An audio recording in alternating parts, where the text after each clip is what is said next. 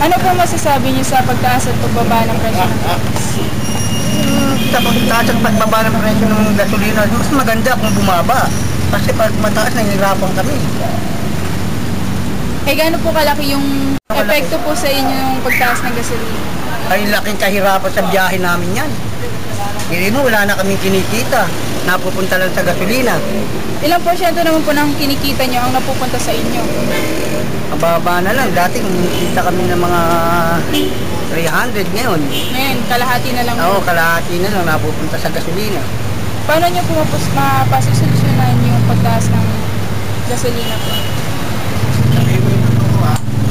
Ano bang sinutin dyan? Ang solution dyan, magkaisa-isa sa atin. Ang pagtatanggal po ba ng VAT makakatulong? Oo. Gaano po kalaki? Kung gaano ba kalaki magandang tanggalin ng bat eh. Pilidad po ba na maibalik yung dating presyo ng langis? Wala na siguro. Wala Walang hirap na ng biyahe namin ngayon eh. Okay. Ano pong pangalan nila? Ayan o. Boss Boyet. Boss Boyet po. Ayan po ang pangalan ni Kuya.